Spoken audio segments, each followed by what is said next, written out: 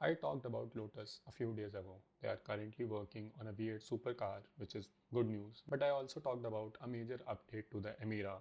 The Emira will get a new engine which will replace the 2-liter AMG powertrain and also the 3-liter V6 Toyota powertrain, which has been in Lotuses from ancient times.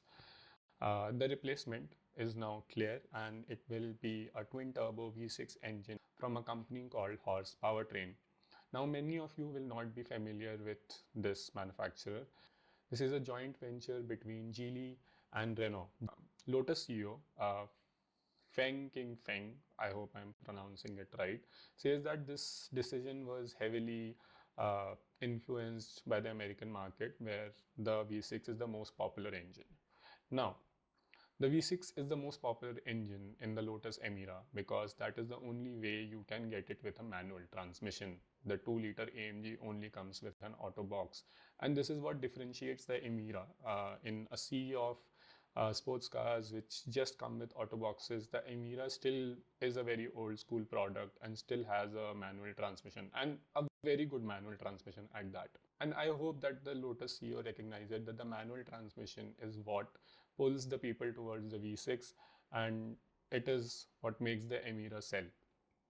I don't want to be overly negative about this news, and on paper the engine looks quite nice. The twin turbo V6 produces 536 horsepower and 516 pound-feet of torque. Now that is quite healthy, especially for a car like Emira, which has a brilliant chassis overall.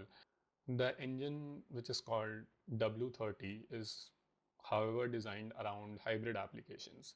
I definitely think Lotus will bring a better transmission to fit in with the Emira's characteristics, and if they bring a manual transmission to this twin turbo V6, that would be like a proper car. Uh, this engine will not only be more powerful but also help Lotus save costs in the future, since it's an in-house engine and the development cost and cost to make changes to it all add up when they have to ask the parent manufacturers of these engines like the AMG and Toyota ones. Uh, and I truly look forward to it if they do it properly.